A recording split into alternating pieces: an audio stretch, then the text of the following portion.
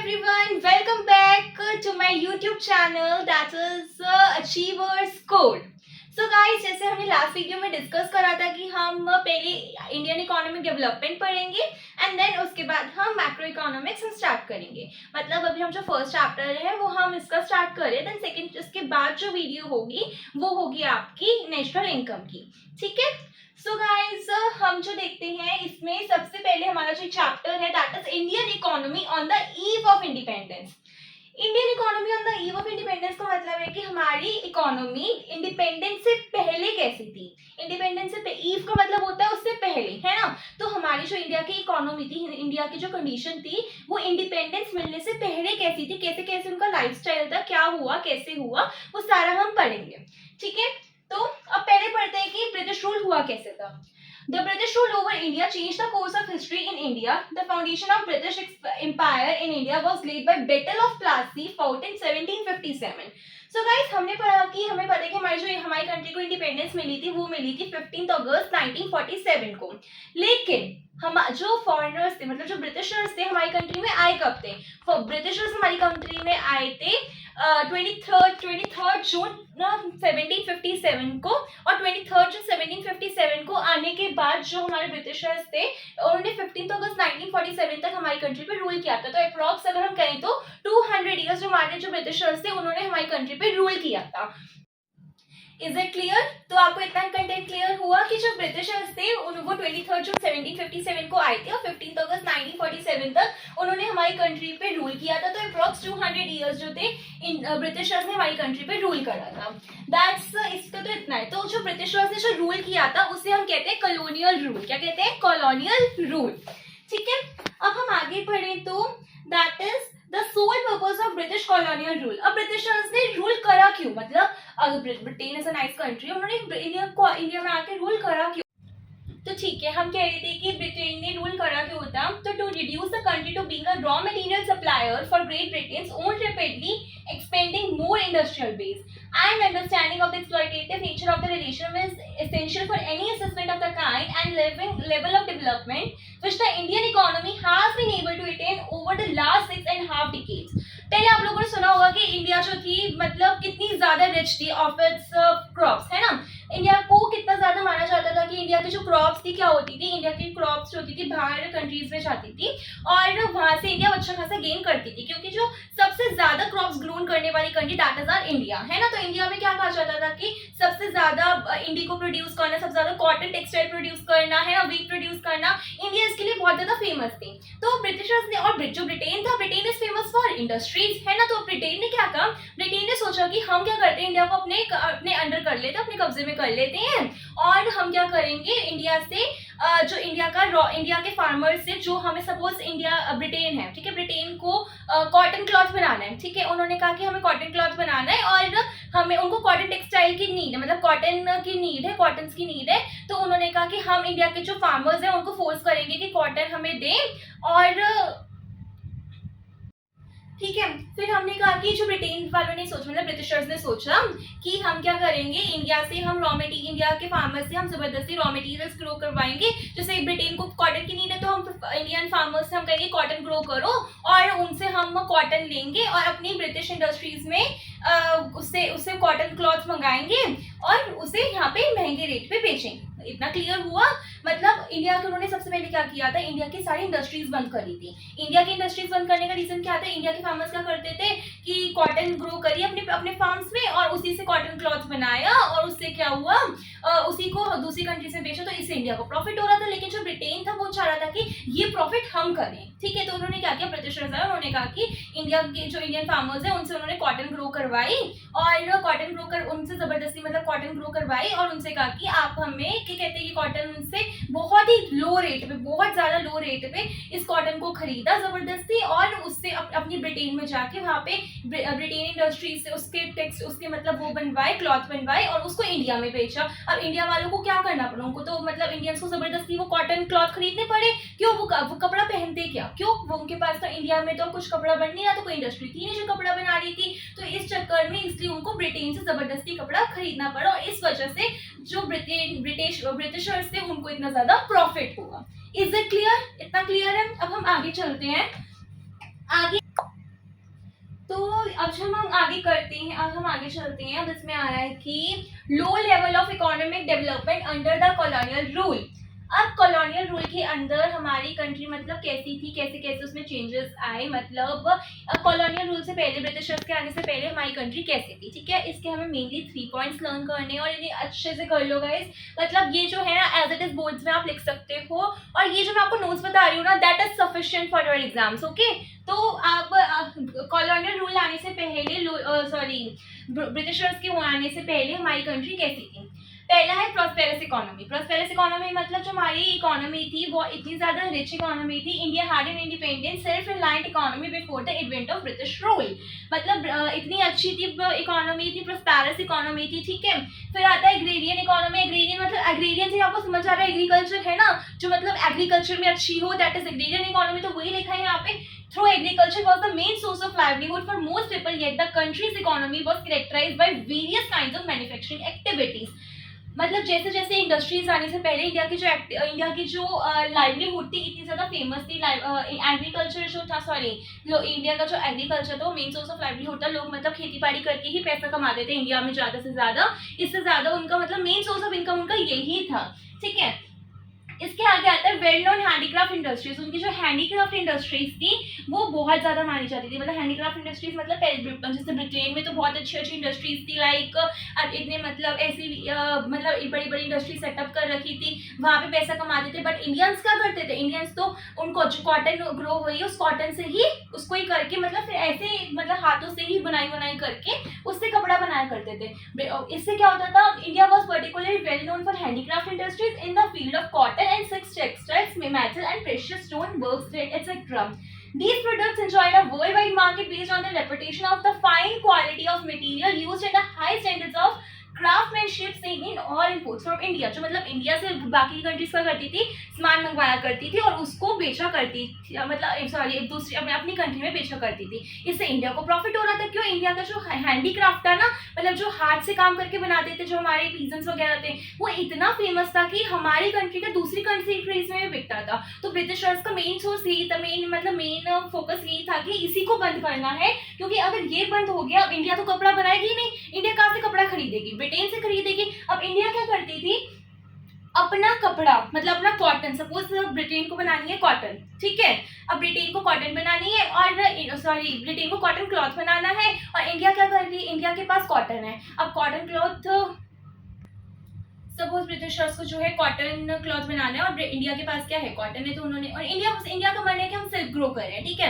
अब India silk grow करेगी, उन्होंने कहा ब्रिटिशर्स को कॉटन चाहिए, तो उन्होंने कहा कि इंडिया के फार्मर से जबरदस्ती कॉटन उगवाई, ठीक है। उसको जैसे कि इंडिया को बहुत सस्ते रेट से इंडिया से जबरदस्ती कॉटन खरीदी, उससे अपनी कंट्री में कॉटन क्लॉथ्स बनाए और उसको ही महंगा करके इंडिया को बेचा। और अब जो इंडियंस है उनको भी जबरदस्ती खरीदना पड़ा। क्यों खरीदना पड़ा, क्योंकि उनके पास तो और कोई ऑप्शन था नहीं ना इसके अलावा, तो इसलिए उनको जबरदस्ती इस चीज को खरीदना पड़ा। और इससे जो ब्रिटिशर्स थे उनको इतना ज्यादा प्रॉफिट होता गया और इंडिया ऐसे इतनी ज्यादा डाउन चलती गई। कब, 1757 जो हमारी बैटल ऑफ प्लासी स्टार्ट हुई थी, to 1947 that is your independence day, ठीक है। तो अगर हम आगे पढ़ रहे थे कि जो मसलिन है सबसे ज्यादा फेमस कॉटन टेक्सटाइल थी बंगाल की, ठीक है। तो जो मसलिन थी सबसे ज्यादा फेमस कॉटन टेक्सटाइल थी बंगाल की। और अब मसलिन में भी जो सबसे ज्यादा फेमस माना जाता था दैट इज मलमल खास एंड मलमल शाही। मतलब वो जो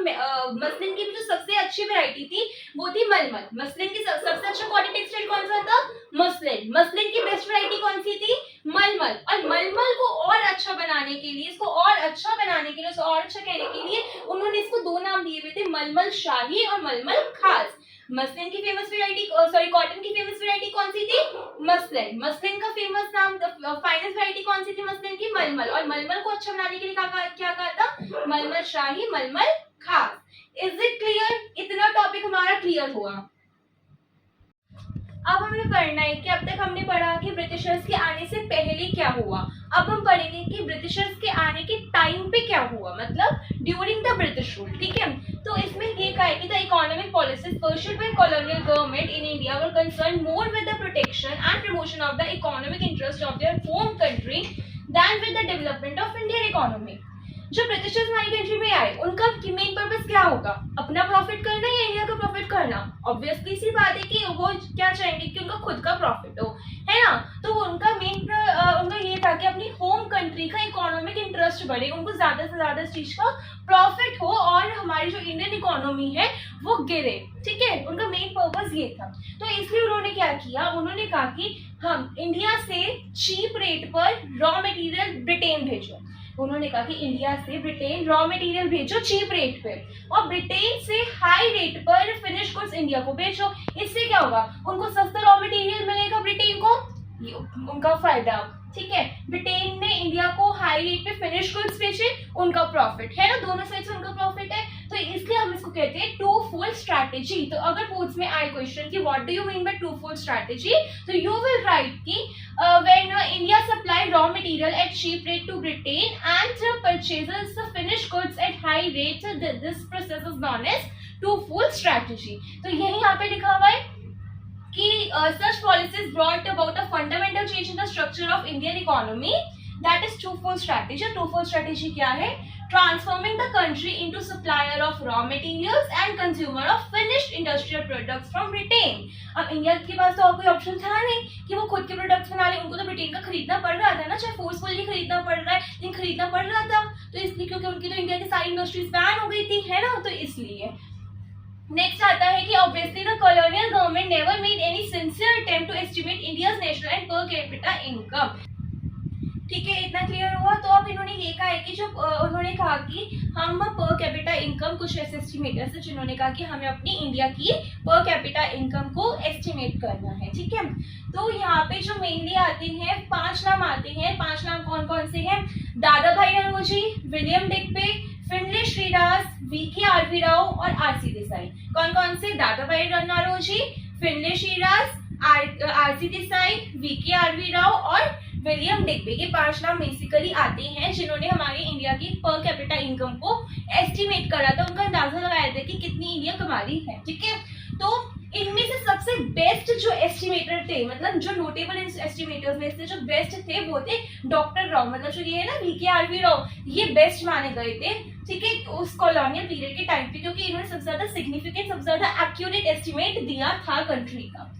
तो अगर उन्होंने बात करें तो उनका जो रिजल्ट क्या है, उन्होंने जो एस्टिमेशन किया उसका रिजल्ट क्या था, तो उसका एस्टिमेशन का जो रिजल्ट था वो ये था कि most studies did find that the country's growth of aggregate real output during the first half of the 20th century was less than 2% coupled and 0.5 growth in per capita output per year. उनका है कि 2% से कम हुआ आया था और 0.5% से कम पर कैपिटा इनकम आया था, ठीक है। तो रियल आउटपुट कितना था?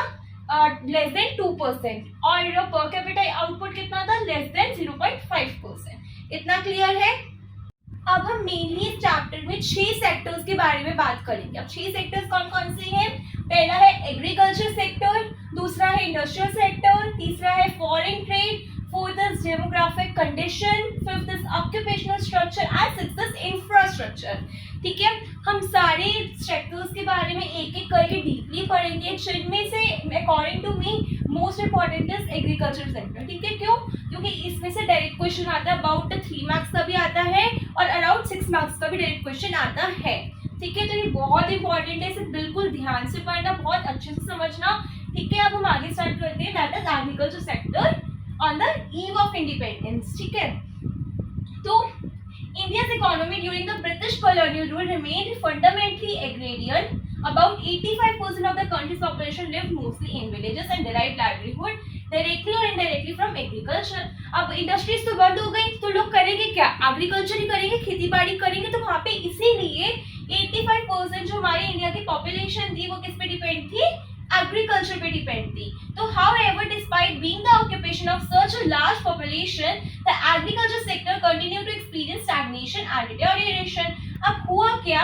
जैसे जैसे चीजें मतलब जैसे पॉपुलेशन बढ़ने लग गई, ठीक है, उस टाइम पे एक और दिक्कत आई, पॉपुलेशन बढ़ने लग गई। अब पॉपुलेशन बढ़ेगी तो हमें क्रॉप्स भी बढ़नी चाहिए, लेकिन क्रॉप्स बढ़ नहीं रही है। क्यों हुआ? क्या स्टैग्नेशन होने लग गई क्रॉप्स में। स्टैग्नेशन का मतलब क्या होता है? No growth. उस टाइम पे क्रॉप्स में नो ग्रोथ थी और डिटोरिएशन हो गया। मतलब डिटोरिएशन मतलब होता है कि कंडीशंस उतनी ज्यादा खराब होने लग गई, ना ग्रोथ हो रही है, ना कुछ ना एज कंडीशंस खराब हुई जा रही, तो इससे इंडिया को क्या हुआ, बहुत ज़्यादा चीज़ें फेस करनी पड़ी।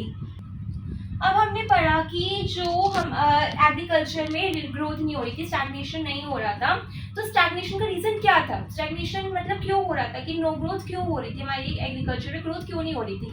हमने पढ़ा पॉपुलेशन बढ़ रही थी, बट ये इकलौता मतलब एक रीज़न नहीं था, इसके 4 बेसिक रीज़न थे। 4 कौन से, first is low productivity, second is land settlement system, third is commercialisation of agriculture and fourth is scarcity of investment.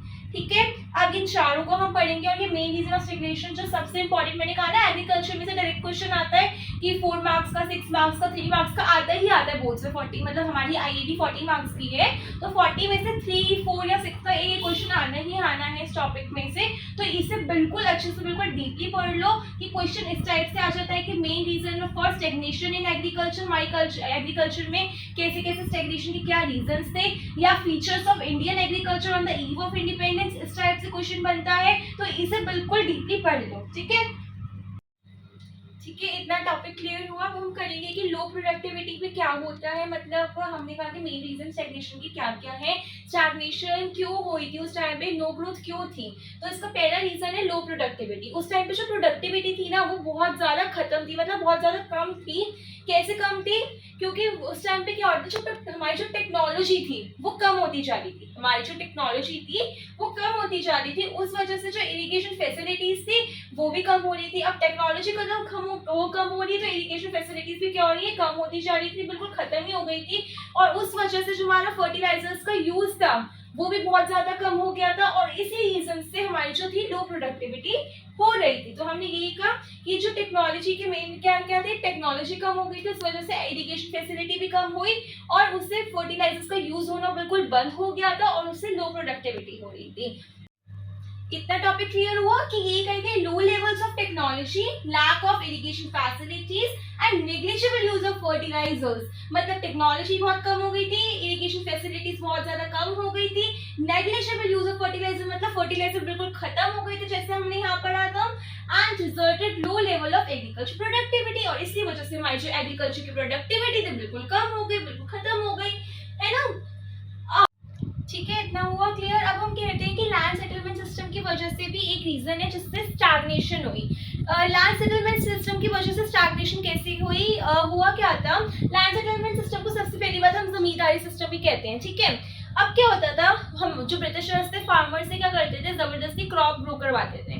ठीक है, अब जो क्रॉप ग्रो करने से जो प्रॉफिट आता था वो सीधा जमींदार के पास जाता था। वो प्रॉफिट जो था वो कल्टीवेटर्स को नहीं मिलता था, वो फार्मर्स को नहीं मिलता था, वो सीधा किसके पास जाता था, जमींदार के पास जाता था।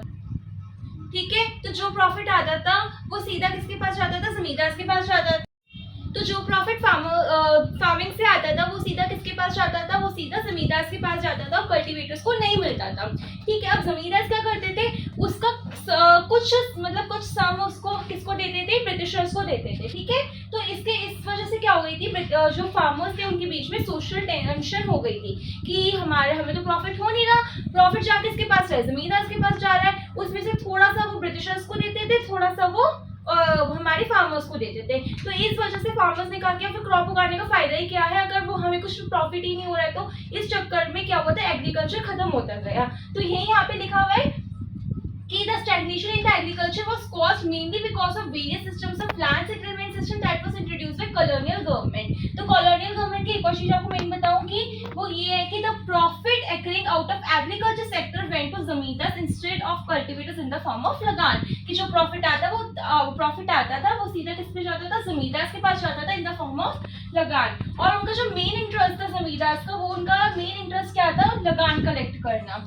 ठीक है, और उनकी वो ये नहीं देखते थे कल्टीवेटर्स की क्या सोशल कंडीशन है, कल्टीवेटर्स कैसे खाएंगे पिएंगे, वो इस चीज का ध्यान नहीं देखते थे। वो सिर्फ ये कहते थे कि हमें प्रॉफिट चाहिए। अब इन प्रॉफिट का कुछ सम फिक्स्ड डेट को उनको ब्रिटिशर्स को देना होता था, कि मतलब ये लिखा है कि the dates for depositing specified sums of revenue लगान। ठीक है, तो जो ये लिखा है कि the dates for depositing specified sums of revenue to British government were also fixed following which the zamindars were to lose their rights. अगर क्या होता था, अगर जमींदार फार्मर से वो रेंट नहीं लेते थे, वो प्रॉफिट नहीं लेते थे और उसकी कुछ फिक्स्ड अमाउंट ब्रिटिशर्स को उस डेट तक नहीं देते थे, तो क्या होता था, वो वरना वो अपनी राइट्स खो बैठते थे। मतलब जमींदार को देना ही, मतलब जैसे कहा है कि ब्रिटिशर्स ने कहा है कि 15 अप्रैल तक आपको हमें इस जो भी आपके पास प्रॉफिट हो रहा है उसका हमें हमें 50% देना पड़ेगा। अगर जमींदार किसी भी रीजन से नहीं दे पाते तो उनको जमींदार से हटा दिया जाता था। ठीक है, तो ब्रिटिशर्स का इस तरीके से भी हर जगह से फायदा हो रहा था और इससे हमारे जो फार्मर्स थे उनकी जो प्रोडक्टिविटी थी वो खत्म होती जा रही थी और उनको लॉस होता जा रहा था। ये कहता है हमारा लैंड सेटलमेंट सिस्टम। ठीक है, अब आता है हमारा नेक्स्ट टॉपिक, जो थर्ड पॉइंट है स्टैग्नेशन का थर्ड रीजन है, वो है commercialisation of agriculture. Commercialisation of agriculture क्या कहता है, पहले फार्मर्स क्या करते थे, वो फूड क्रॉप्स बनाते थे, फूड क्रॉप्स अपने फार्म में फूड क्रॉप्स ग्रो करी और उन्हीं को ही खुद खा ली, अपनी फैमिली के साथ सेल्फ कंजम्पशन कर लिया। तो ये होती थी हमारी ये हमारा होता था, मतलब इस तरीके से वो जो हमारे फार्मर्स थे ऐसे एग्रीकल्चर किया करते थे कि जो क्रॉप्स उगाई वो अपनी फैमिली के साथ खा ली। लेकिन अब क्या हुआ, अब उन्होंने कहा कि आप कमर्शियलाइजेशन करो एग्रीकल्चर का, मतलब फूड क्रॉप मत बनाओ, आप ब्रिटिशर्स ने कहा आप कैश क्रॉप्स बनाओ। अब फूड क्रॉप्स बनाने जैसे वीट हो गई हमारी, है ना, ये सारी जो मेज हो गई, है ना, ये सारी क्रॉप्स उन्होंने कहा कि अब ये क्रॉप्स नहीं बनेंगे, अब जो क्रॉप्स ग्रो होंगी वो होंगी कैश क्रॉप्स ग्रो होंगी। कैश क्रॉप्स क्यों ग्रो होगी, जैसे हमारी कैश क्रॉप्स आती है, कॉटन हो गई, जूट हो गई, है ना, ये क्रॉप्स आप ग्रो करो। इससे क्या होगा, आप इन्हें मार्केट में बेचो।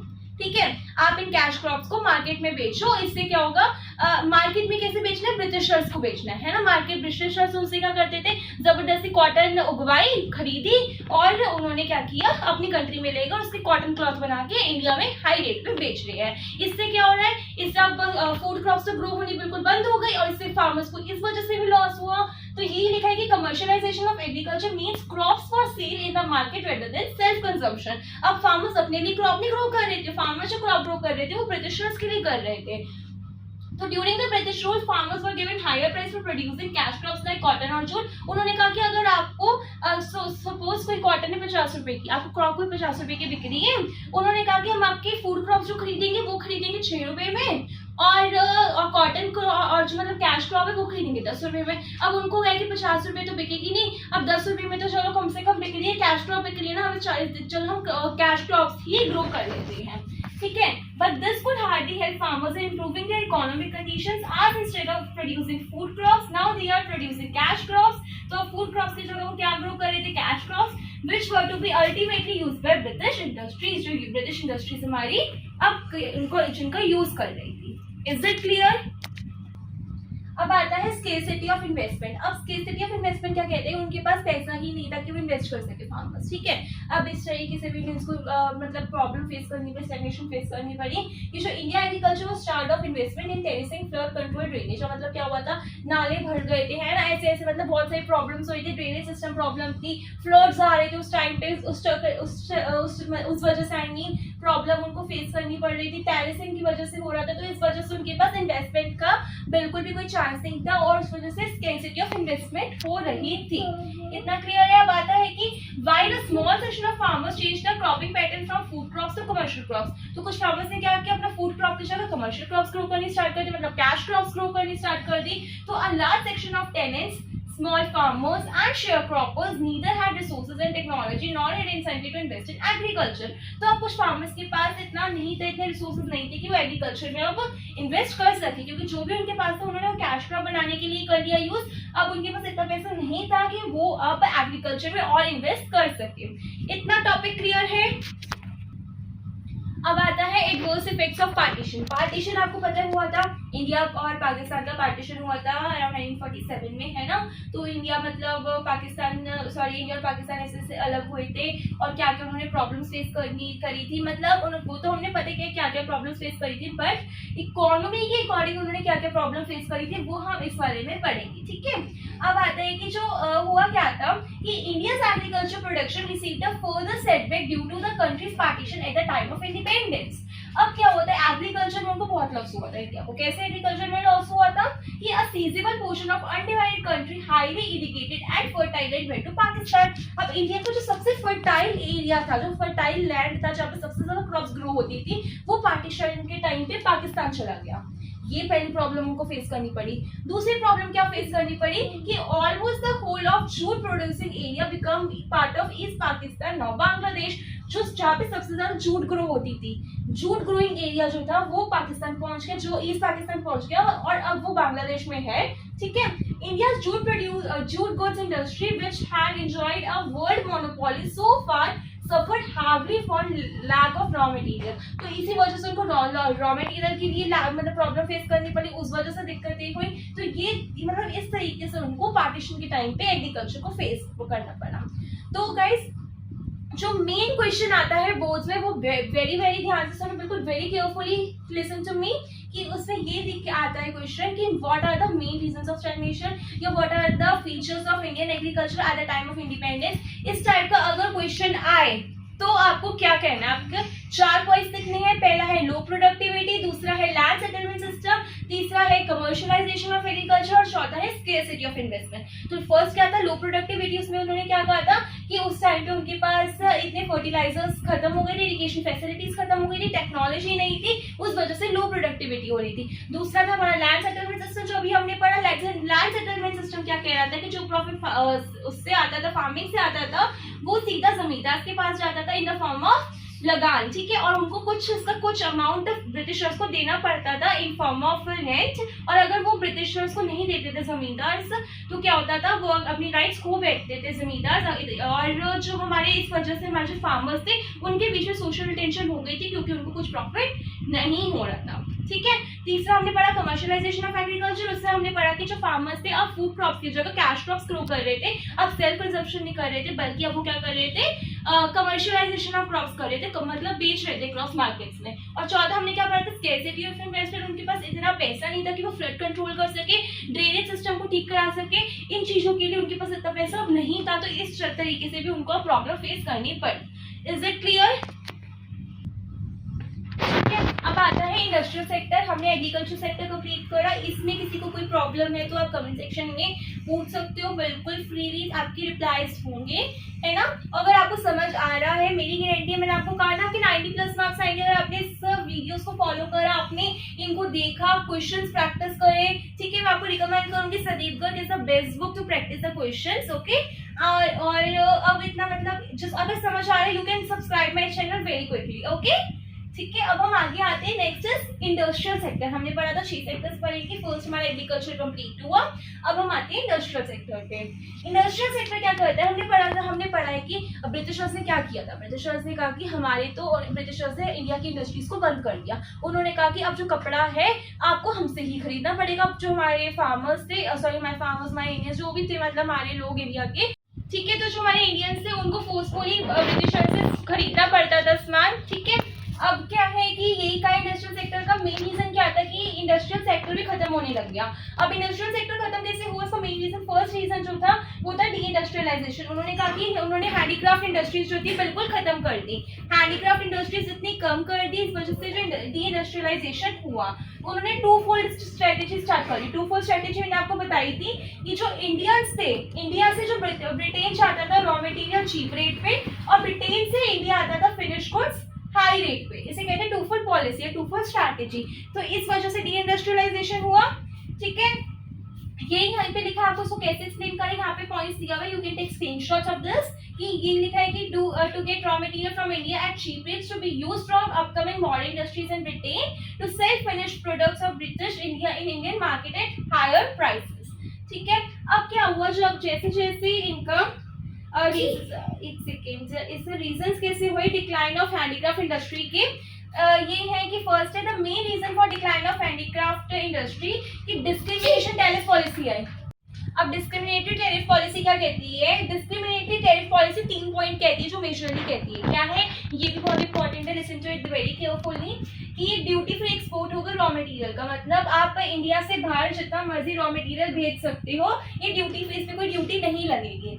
लेकिन आप दूसरी कंट्री से, अब देखो एक बात बताओ, अगर आपको को कह दिया गया कि आपकी कंट्री में इंडस्ट्रीज बैन हो गई हैं, आपको बाहर से माल खरीदना है। अब ब्रिटेन ने कहा कि जबरदस्ती आपको हमारा माल खरीदना है। आप क्या कहोगे, हम ब्रिटेन से नहीं खरीदे, कहीं और से, अगर हमें अमेरिका या चाइना हमें सस्ता माल दे रहा है हम वहां से खरीद लेते हैं। लेकिन उन्होंने ब्रिटेन ने इसका भी एक फायदा उठाया, उन्होंने कहा कि आपके लिए आप बाहर से सामान नहीं खरीद सकते, मतलब आपको जो कॉटन क्लॉथ खरीदना है, आपको कपड़ा जो खरीदना है आपको ब्रिटेन से ही खरीदना है। अगर आपने दूसरी कंट्री से कपड़ा खरीदा तो आपको उस पर ड्यूटी देनी पड़ेगी, मतलब आपको उस पर टैक्स देना पड़ेगा।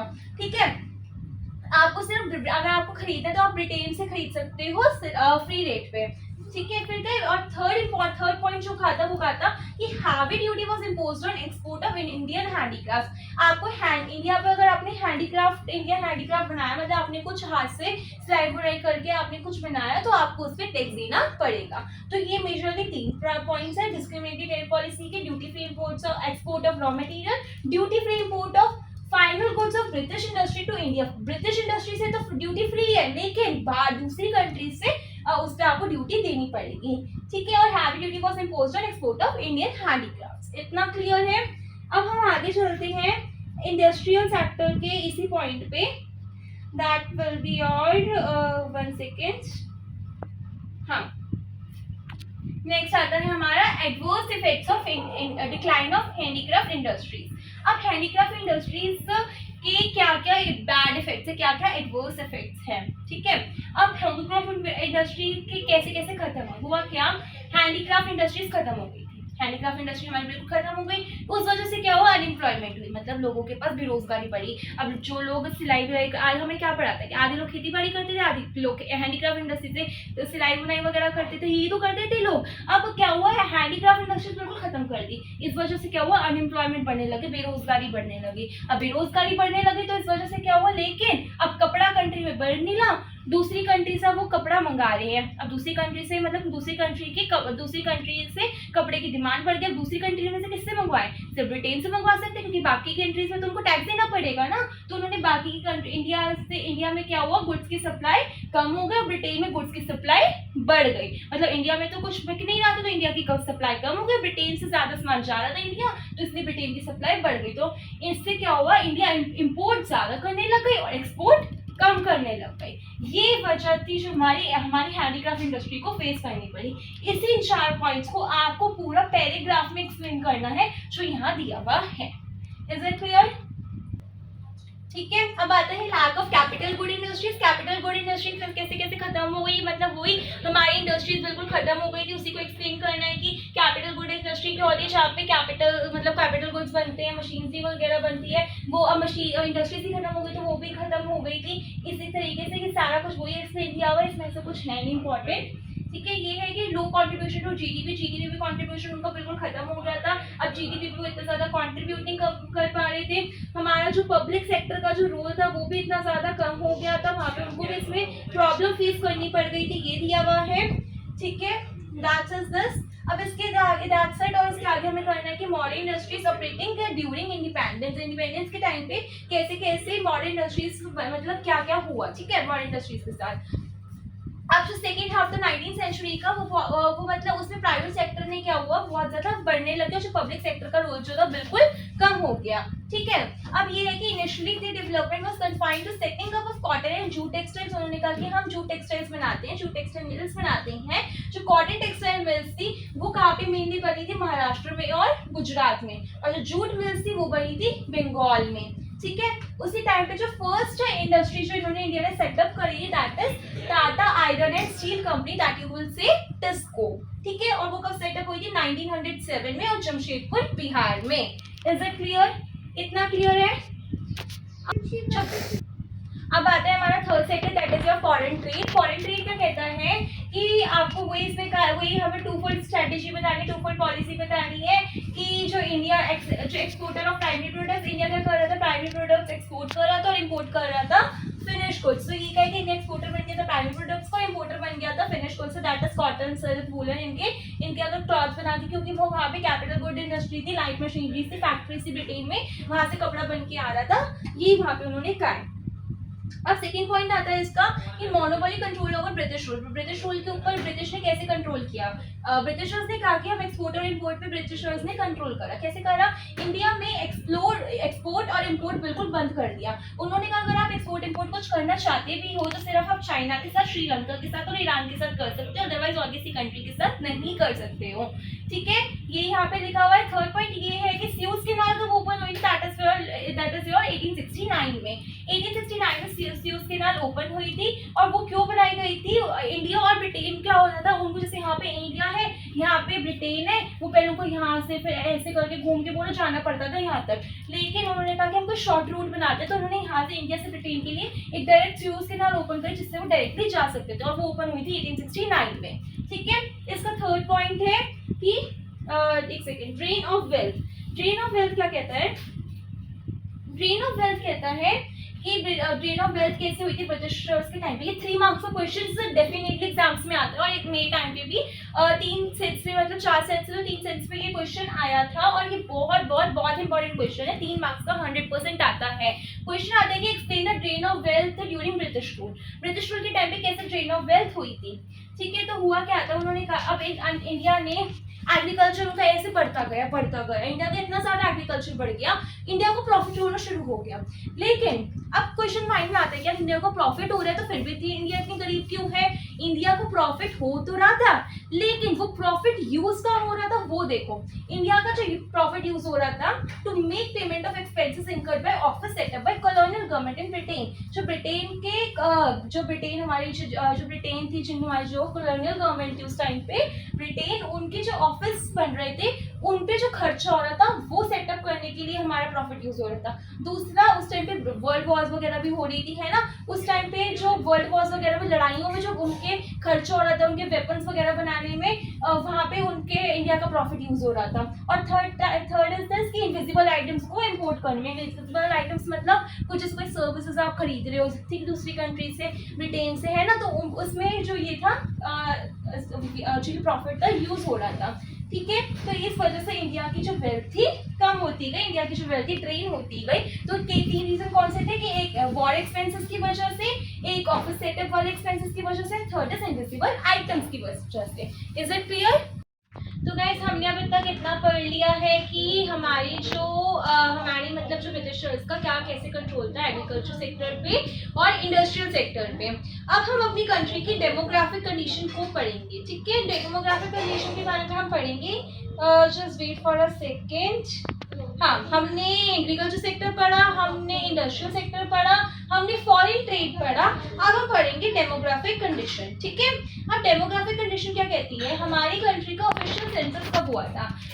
ऑफिशियल सेंसस का मतलब है कि सेंसस का मतलब होता है कि हमारी कंट्री की कितनी पॉपुलेशन है उसमें कहेंगे सेंसस। ठीक है, तो हमारी कंट्री का जो फर्स्ट ऑफिशियल सेंसस था वो हुआ था 1881 में।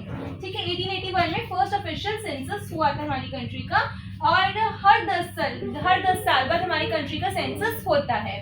ठीक है, अब 1921 the main important point is this कि 1921 को हम ईयर ऑफ ग्रेट डिवाइड कहते हैं। अब ईयर ऑफ ग्रेट डिवाइड क्यों कहते हैं? क्योंकि 1921 जो था ये फर्स्ट स्टेज थी डेमोग्राफिक ट्रांजिशन की। ट्रांजिशन में तो चेंजेस आना। ठीक है, कि अब कैसे थी ये? क्योंकि इसके बाद क्या होता है, 1921 के बाद हमारी कंट्री की जो कंडीशन थी बदलती गई थी। हमारी जो इंडिया की कंडीशन थी 1921 के बाद बदलती गई थी, और ऐसा हुआ था कि 1921 के बाद जो हमारी पॉपुलेशन थी इतनी स्पीड से बढ़ी कि हुआ, मतलब इसलिए उसको हमने 1921 को ईयर ऑफ ग्रेट डिवाइड कहा। इतना क्लियर है? अब हम आते हैं कि जो डेमोग्राफिक कंडीशन कैसे थी। ठीक है, डेमोग्राफिक कंडीशन मतलब कैसे हमारी जनगणना जो हुई थी, हमारी जो पॉपुलेशन रेट हमें पता लगा था। क्या पता लगा?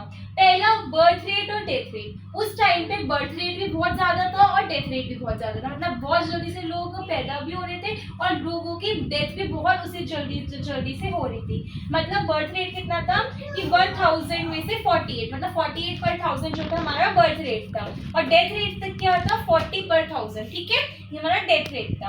फिर आता है इसमें से ये वाला high infant mortality rate. High infant mortality rate क्या कहता है?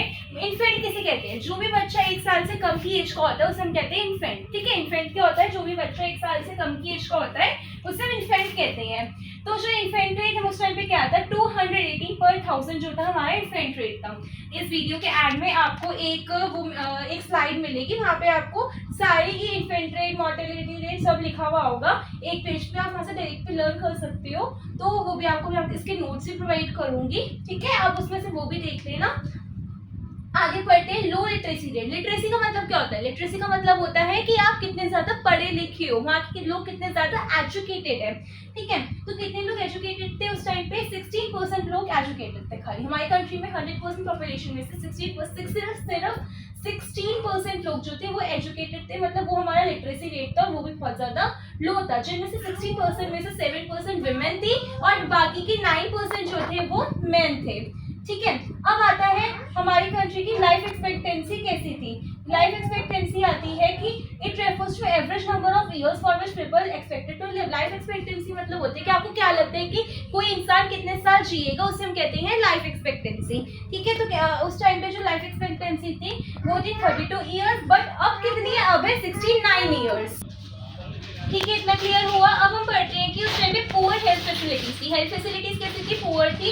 ठीक है, वहाँ पे इतने ज्यादा लोग इनएजुकेटेड थे कि उनको इतनी ज्यादा नॉलेज नहीं थी कि आपको कितनी ज्यादा हेल्थ फैसिलिटीज है, मतलब उनको हेल्थ फैसिलिटीज वहाँ की बिल्कुल भी अच्छी नहीं थी। मेन रीजन ये था। Is it clear? अब आते हैं वाइड स्प्रेड पॉवर्टी थी। वाइड स्प्रेड पॉवर्टी का मतलब होता है कि गरीबी। उस टाइम पे जो गरीबी थी इतनी ज्यादा थी कि वहाँ पे एजुकेशन भी लोगों के पास नहीं थी, है ना, हेल्थ फैसिलिटीज बहुत ज्यादा पुअर थी, डिस्क्रिमिनेटरी पॉलिसीज थे। डिस्क्रिमिनेटरी पॉलिसीज आपने क्लासेस 6, 7, 8 में पढ़ा होगा ऑफ कोर्स, लेकिन आपको मैं एक बार फिर भी बता देती हूँ कि डिस्क्रिमिनेटरी पॉलिसीज क्या होता है, लोगों में भेदभाव करना। बहुत ज्यादा लोगों को में भेदभाव किया जाता था कि ये व्हाइट पीपल है तो इनको हम इतनी ज्यादा प्रेफरेंस देंगे, अगर ये ब्लैक पीपल है तो इनको बिल्कुल प्रेफरेंस नहीं देंगे। ठीक है, ये भी था। तो ये जो है हमारे 6 पॉइंट है किस चीज के, हमारे डेमोग्राफिक प्रोफाइल के। ठीक है, डेमोग्राफिक कंडीशन के हमारी कंट्री की। तो पहला आता है, इसमें हमें जो ये पढ़ना है ये हमने 2 पढ़े। ऑक्यूपेशनल सेंसस कब हुआ, ईयर ऑफ ग्रेट डिवाइड क्या होता है, हमने बर्थ रेट, डेथ रेट पढ़ा, हमने इन्फेंट मॉर्टेलिटी रेट पढ़ा, हमने लिटरेसी रेट पढ़ा, हमने लाइफ एक्सपेक्टेंसी पढ़ी, हमने क्या पढ़ा आगे, हमने हेल्थ फैसिलिटीज के बारे में पढ़ा और हमने वाइड स्प्रेड पॉवर्टी के बारे में पढ़ा। That's all for this topic, है ना। अब हम जो नेक्स्ट टॉपिक स्टार्ट होगा वो होगा ऑक्यूपेशनल स्ट्रक्चर के ऊपर। ठीक है, अब तक हमने यहाँ तक किया, अब हम आते हैं ऑक्यूपेशनल स्ट्रक्चर पे। तो ऑक्यूपेशनल स्ट्रक्चर क्या कहता है, ऑक्यूपेशनल स्ट्रक्चर होता है जिसमें हमें ये पता लगता है कि हमारा कंट्री का बिजनेस जो था, हमारी कंट्री का जो ग्रोथ हो रही थी वो कैसे हो रही थी, किस वे से हो रही थी, ये सारा कुछ हम पढ़ेंगे। ठीक है, हमारे मेन केस हमने पढ़ा है कि हमारे 3 सेक्टर्स होते हैं। आपने क्लास 10th में पढ़ा होगा, क्लास 9, 10th में, कि हमारी इकोनॉमी में 3 सेक्टर्स होते हैं। कौन कौन से होते हैं वो 3 sectors? First is primary sector जहाँ पे एग्रीकल्चर होता है, सेकेंड इज सेकेंडरी सेक्टर जहाँ पे सारी मैन्युफैक्चरिंग एक्टिविटीज होती हैं, and third is tertiary sector. Tertiary sector में क्या होता है, सारी सर्विसेज प्रोवाइड की जाती है ना। तो अब हम ऑक्यूपेशन स्ट्रक्चर में ये पढ़ेंगे कि predominance of agriculture sector over manufacturing and service sector. मतलब जो एग्रीकल्चर सेक्टर था वो तो बहुत ज्यादा बढ़ रहा था, लेकिन जो हमारा मैन्युफैक्चरिंग और सर्विस सेक्टर था वो उतना ही ज्यादा कम होता जा रहा था। ठीक है, तो उस टाइम पे जो एग्रीकल्चर में सबसे ज्यादा वर्कफोर्स थी कितनी, 70 to 75%। वही जो मैन्युफैक्चरिंग सेक्टर है और सर्विस सेक्टर है वहां पे खाली 10% थी मैन्युफैक्चरिंग में, और सर्विसेज में कितनी थी 15 to 20%। दैट्स इट, है ना। वही लिखा है कि 70 to 75% एग्रीकल्चर में और 15 to 20% इंडस्ट्रियल सेक्टर में, या अगर हम कहते हैं सर्विस सेक्टर में। ठीक है, ये आता है। अगर अब हम इसके आगे की बात करें तो ये आता है रीजनल वेरिएशंस। रीजनल वेरिएशंस क्या होता है, अब हर जगह पे अलग अलग चीज थी। हर जगह पे अलग अलग चीज का मतलब क्या है, मतलब कहीं एग्रीकल्चर ज्यादा अच्छी थी, कहीं मैन्युफैक्चरिंग ज्यादा अच्छी थी। कैसे थी वो देखो, इसमें है कि एग्रीकल्चर का उस टाइम पे क्या होता कि उस टाइम पे हुआ क्या था कि जो एग्रीकल्चर की जो वर्कफोर्स थी ना धीरे धीरे कम होने लगी थी, और मैन्युफैक्चरिंग और सर्विस सेक्टर की थी वो बढ़ने लगी थी। पहले हमने पढ़ा कि एक कुछ जगहों पे था कि एग्रीकल्चर बढ़ रहा था, मैन्युफैक्चरिंग और सर्विसेज कम हो रहा था, बट कुछ जगहों पे एग्रीकल्चर में तो कम हो रहा था लेकिन मैन्युफैक्चरिंग और सर्विसेज बढ़ रही थी। लेकिन ये थोक आ रही थी, ये हो रही थी हमारी ओडिशा में, पंजाब में और राजस्थान में। ठीक है, और ईशान पंजाब राजस्थान में हमारी एग्रीकल्चर फोर्स बढ़ रही थी और हमारी अरुणाचल प्रदेश और केरला में हमारी मैन्युफैक्चरिंग और सर्विसेज सेक्टर बढ़ रहे थे। इतना क्लियर है? अब हमने 5 पढ़ लिया। अब हमारा जो लास्ट है 6th and last is infrastructure. Infrastructure मतलब हमारी कंट्री का इंफ्रास्ट्रक्चर कैसा था, हमारी कंट्री में बिल्डिंग्स, रोड्स, मतलब ये सब कैसी थी, रेलवेज वगैरह क्या क्या चल रहा था इनका। तो उस टाइम पे जो रोड्स थी वो बहुत ज्यादा अच्छी नहीं थी, ठीक है, बट ब्रिटिशर्स ने रोड्स बनवाई इंडिया में। अब इंडियन सोच रहे कि भाई ब्रिटिशर्स ने रोड्स बनवाई है, कितना अच्छा है, मतलब कितना बढ़िया काम किया है, बट ब्रिटिशर्स ने अपने लिए रोड्स बनवाई थी, उनके लिए नहीं बनवाई थी, अपने लिए कैसे बनवाई थी। अब ब्रिटिशर्स उस टाइम में वर्ल्ड वॉर हो रही थी, और ब्रिटेन उसका पार्ट था, और जो उस वजह से क्या हो रहा था, वहाँ पे उनको आर्मी को मोबिलाइज होने में प्रॉब्लम हो रही थी, तो वहाँ से आर्मी इजिली एक जगह से दूसरी जगह जा सके, उनको मोबिलाइजेशन में इजिली हो, इसलिए उन्होंने अपनी रोड्स बनवाई थी, ठीक है। और क्यों बनवाई थी रोड्स, जैसे कि रॉ मटेरियल में आपको बताया कि इतना ज्यादा ब्रिटेन जा ही जा रहा था, तो उस वजह से रॉ मटेरियल को जाने में दिक्कत आ रही थी, तो इसलिए रोड्स बनवाई थी। तो यही सारा यहाँ पे लिखा हुआ है कि roads constructed in India prior to advent of British rule, ठीक है। यहीं पे drawing of raw materials, mobilising army, ठीक है, यही सारा कुछ लिखा है। और जो people mostly living in this area suffer grievously during natural calamities and famines. Famines, वहाँ पे फेमाइन्स आ रही थी, मतलब भूख हड़ताल हो रही थी, वहाँ पे लोगों के पास भूखमरी हो रही थी, फेमाइन्स मतलब भूखमरी, ठीक है। तो वहाँ पे क्या हो रहा था, लोगों को ये चीजें फेस करनी पड़ रही थी इस वजह, और बट ब्रिटिशर्स ने यहाँ पे रोज बनवा दी थी अपने फायदे के लिए, ठीक है। अब आता है हमारा रेलवेज। रेलवेज में क्या हुआ था, पहले रेलवेज नहीं थी, ट्रेन्स होती ही नहीं थी। ट्रेन्स बनी कब थी, ट्रेन्स आई थी, हमारी जो फर्स्ट ट्रेन आई थी वो आई थी इंडिया में 1850 में, ठीक है। फर्स्ट रेलवे ट्रेन जो बन चली थी वो बनी थी 1850 में, और जो फर्स्ट पैसेंजर ट्रेन थी वो चली थी Bombay to Thane. First passenger train कब चली थी, बॉम्बे टू थाने, और कब चली थी, 16 अप्रैल 1853, 34 किलोमीटर जो चली थी, ठीक है। और यही हमने देखा कि अब उन्होंने रेलवेज क्यों बनवाई। अब रेलवेज में क्या होगा, अब रेलवेज में अगर आपको ठीक है, तो अब जो रेलवेज थी, अब रेलवेज में उनका क्या फायदा हो रहा था। अगर एक बात बताओ, आप लोग ट्रेन में जाते हो, टिकट लेते हो, कहीं दिल्ली तक जाना हो, कहीं भी जाना, अपना ट्रेन अगर कैरी करते हो तो आप वहाँ पे टिकट लेते हो तो आपको जो आप पैसे देते हो टिकट के, जो टिकट के पैसे कहाँ पे जाते हैं, गवर्नमेंट के पास ही जाते हैं, इंडियन गवर्नमेंट के पास। ऐसे ही उस टाइम पे जो ब्रिटिश गवर्नमेंट थी हमारी कंट्री में, तो जो हमारे हम रेलवे टिकट लेते थे उसके पैसे जितने भी होते थे वो जाते थे ब्रिटिशर्स के पास, और इससे ब्रिटिशर्स को प्रॉफिट होता था, तो इस प्रॉफिट के लिए उन्होंने इंडिया में रेलवेज चलाई। दूसरा क्या होता था कि ब्रिटिशर्स को अपनी आर्मी को एक जगह से दूसरी जगह लेकर जाने के लिए प्रॉब्लम होती थी, तो इसलिए इसको ठीक करने के लिए उन्होंने रेलवेज चलवाई। अब आता है air and water transport. Air and water transport क्या कहता है कि हम उस टाइम पे एयर और वाटर ट्रांसपोर्ट कैसे चल रहा था, जो ब्रिटिश गवर्नमेंट थी उन्होंने कुछ एयर और वाटर ट्रांसपोर्ट भी चलवाए, ठीक है, जो उनकी मतलब थोड़ा उनके लिए मुश्किल था, बट उन्होंने चलवाए हम अपने लिए, हमारे लिए उन्होंने कुछ नहीं किया, ठीक है। और ऐसे ही उस टाइम पे जो टाटा एयरलाइंस फर्स्ट चली थी वो चली थी 1932 में, ठीक है। Is it clear? अब आता है हमारा नेक्स्ट, ओके, हमारा इसी का ही लास्ट है इंफ्रास्ट्रक्चर का कम्युनिकेशन। कम्युनिकेशन क्या होता है, ये देखिए लास्ट टॉपिक है, इसके बाद हमारा चैप्टर कंप्लीट है, बस यही दिया हुआ है कि कंक्लूजन क्या क्या है हर चैप्टर हर टॉपिक का, बस यहाँ पे ये चैप्टर हमारा इवेंट खत्म है, ठीक है। कम्युनिकेशन में क्या होता है, कम्युनिकेशन कहता है कि कम्युनिकेशन बहुत पॉपुलर है। अगर आप कम्युनिकेशन का मतलब होता क्या है, किसी एक इंसान दूसरे इंसान से बात कर रहा है, उसने कहीं कम्युनिकेट कर रहा है, बट कम्युनिकेट क्या आप पहले के टाइम पे क्या आप इजीली कम्युनिकेट कर पाते थे अपने दूर बैठे इंसान से? नहीं। अगर आपको किसी से बात करनी होती थी, लेटर्स जाते थे, है ना, बहुत ज्यादा प्रॉब्लम्स होती थी, लेकिन अब क्या होता है, आपने फोन उठाया, वीडियो कॉल कर ली, नॉर्मल कॉल कर ली, हो गई बात आराम से। बट पहले हो पाता था नहीं। कम्युनिकेशन किसने आसान कर रही है, ब्रिटिशर्स ने। उन्होंने ये सारी चीजें हमारी हेल्प करी, सारी चीजों में उन्होंने इलेक्ट्रिक टेलीग्राफ चलवाए, है ना, उन्होंने, लेकिन कम्युनिकेशन करा क्यों, जिससे लॉ और ऑर्डर बना रहे, है ना। और जो कम्युनिकेशन थी इसमें आता है कि फर्स्ट स्टैम्प कब चली थी, वो हुई थी 1852 में, और फर्स्ट टेलीग्राफ लाइन कब चली थी, वो बनी थी 1853 में। So that's all for this infrastructure, ठीक है।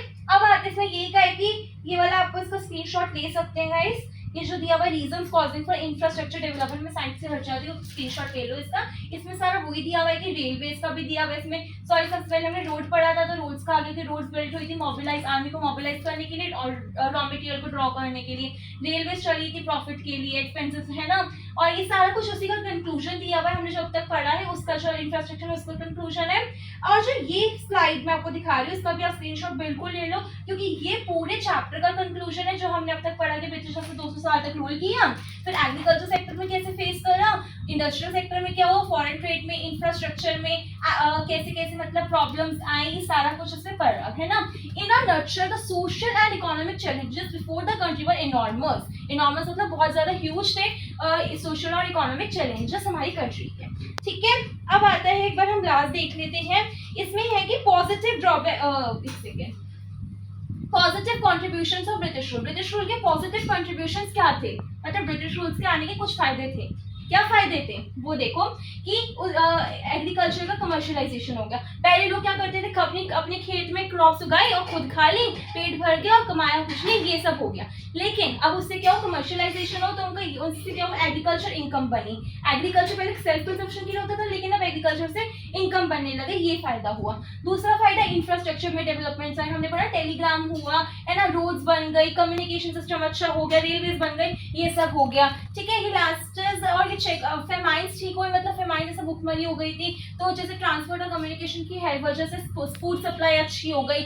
और ये आता है मॉनिटरी सिस्टम चेंज हो गया। मतलब पहले क्या होता था, आपको क्या, आपके पास चावल है, सामने वाले के पास गेहूं है, आपको गेहूं चाहिए, आपको उसको चावल चाहिए, आपने एक्सचेंज करी, दैट इज बार्टर सिस्टम, ये तो आपने पढ़ा ही होगा। लेकिन कई बार ऐसा होता था कि आपको चाहिए गेहूं और आप सामने वाला कह रहे हैं कि आप मुझसे ना मेज ले लो, तो पॉसिबल नहीं होता। तो इस चक्कर में बार्टर सिस्टम में बहुत सारी प्रॉब्लम्स होती थी, तो इसलिए उन्होंने पैसे वाला सिस्टम स्टार्ट कर दिया था। जैसे मॉनेटरी सिस्टम, एक्सचेंज कैसे स्टार्ट हो, वो हम उसमें पढ़ेंगे अपना मैक्रो इकोनॉमिक्स से सेकंड यूनिट में, that is money and banking में। ठीक है, लास्ट इज इफेक्टिव एडमिनिस्ट्रेशन, मतलब कैसे कैसे पॉलिटिशियंस ने नए नए तरीके से गवर्नमेंट ने कैसे कैसे प्लान्स करें। ठीक है, ये सब पढ़ेंगे। ये लास्ट है हमारा, जो आपको मैंने स्टार्टिंग में कहा था ना कि आपको कैसे हमारी डेमोग्राफिक कंडीशंस चेंज हुई, मैं आपको लास्ट में एक स्लाइड दूंगी। तो हमने एक डेमोग्राफिक कंडीशन की मैंने आपको शॉर्ट में दे दी है कि बर्थ रेट उस टाइम पे हाई था और जो 48 आउट ऑफ 1000 था, डेथ रेट हाई था 40 out of 1000, in fact mortality rate high था जो 218 पर 1000 था, लेकिन अब 33 पर 1000 है। लिटरेसी रेट 16% था जो 7% जिनमें फीमेल का था, जो बहुत लो था। लाइफ एक्सपेक्टेंसी जो थी वो 32 ईयर्स थी उस टाइम पे, लेकिन अब 69 ईयर्स है। ठीक है, that's all for this chapter guys. और अब हम जो ये हमारी यूनिट यहीं पे खत्म, सॉरी ये हमारा चैप्टर यूनिट 1 का first chapter on the eve of independence ये यहीं पे खत्म होता है। अगर आपको इस पूरे में कोई भी डाउट आता है, कोई भी दिक्कत होती है, you can ask me in comment section, you are very free, I will reply you 100%, definitely I will reply you. ठीक है, अगर आपको इसमें कोई भी डाउट होता है, मैं आपको इसकी पिक्चर्स अपलोड कमेंट सेक्शन में कर दूंगी। आप बस इस वीडियो को देखो, अच्छे से समझो, जो टॉपिक नहीं समझ आ रहा है उसको एक बार दोबारा समझो, उसी पोर्शन को दोबारा रीड करो, दोबारा आप समझो, वीडियो पॉज करके खुद एक बार रीड करके देखना आपको, एंड डेफिनेटली से यू कैन अंडरस्टैंड, है ना। अगर आपको उसके बाद भी कोई डाउट आता है, you can ask me in comment section, I will reply you definitely. ठीक है, अब इसमें अगर आपको कोई डाउट है तो आप पूछ सकते हो मुझसे। और इस चैप्टर के लिए इतना है, यूनिट 1 के फर्स्ट चैप्टर के लिए। और ये चैप्टर बहुत इंपॉर्टेंट है बोथ पॉइंट ऑफ व्यू से। अब हम नेक्स्ट चैप्टर कौन सा अपलोड करते हैं ये आपको जल्दी पता लग जाएगा। Okay, so till then thank you so much and subscribe my channel, don't forget it.